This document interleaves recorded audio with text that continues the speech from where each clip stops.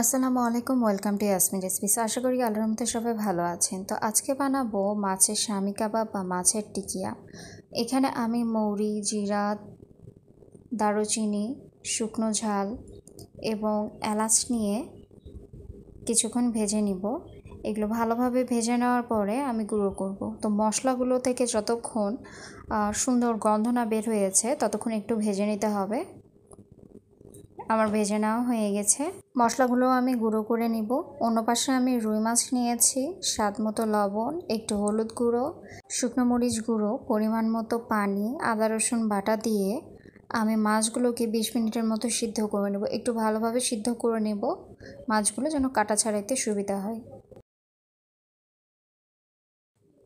মাছের পানিগুলো শুকিয়ে গিয়েছে, আমি নামিয়ে নিব।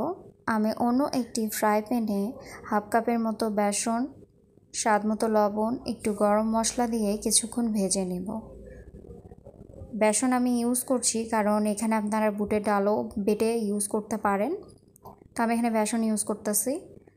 এটাতে পরিমাণ মতো পানি দিয়ে আমি পেস্টের মতো তৈরি করে নিব। দেখতে একদম ডাল বাটার মতো লাগবে।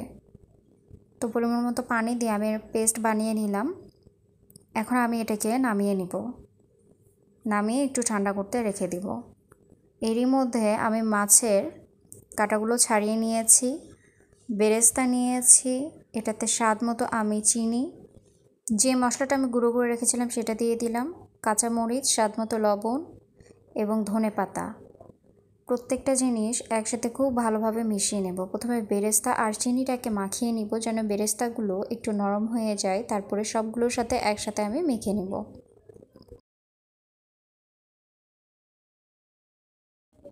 মাখিয়ে নেওয়া হয়ে গেছে। এখন সেদ্ধ মাছগুলোর মধ্যে আমি এগুলো সব দিয়ে দিব।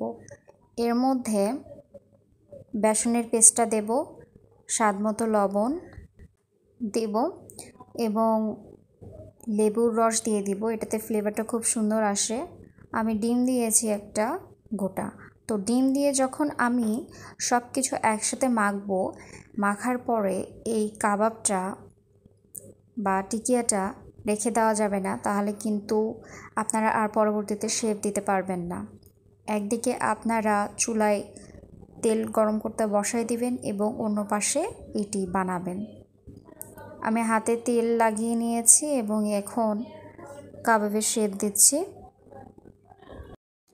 আমি যে ডিমটা দিয়েছিলাম ডিমের পরিমাণটা একটু বেশি ছিল, এই জন্যে নরম হয়ে গিয়েছিল মিশ্রণগুলো। তো আমি একটু পরে বেসন ইউজ করেছিলাম। তো আপনারা যদি মনে করেন যে এমন নরম হয়ে যাচ্ছে তখন আপনারা বেসন ইউজ করে নেবেন। তেল তো গরম করতে বসিয়ে দিয়েছিলামই। এখন এক এক করে সবগুলো আমি টিকিয়া দিয়ে দিব, দিয়ে ভেজে নেব। তো দেওয়ার সাথে সাথে আপনারা টিকিয়াগুলোকে নাড়াচাড়া করতে যাবেন না, ভেঙে যাবে। যখন দেখবেন যে এক পাশ হয়ে গেছে কয়েক সেকেন্ড পরে, তারপরে আপনারা নাড়াচাড়া করে দিবেন এবং ব্রাউন হলে আপনারা নামিয়ে নেবেন। টিকিয়াগুলো ভাজা হয়ে গেছে। এখন আমি তেল থেকে সবগুলো টিকিয়ে উঠিয়ে নিব। তো আপনারা এই ট্রিক্সগুলো ফলো করবেন, অবশ্যই আপনাদের শামি কাবাব বা টিকিয়া অনেক ভালো হবে মাছের। কেমন হয়েছে অবশ্যই জানাবেন। সবাই ভালো থাকবেন। আল্লাহ হাফেজ।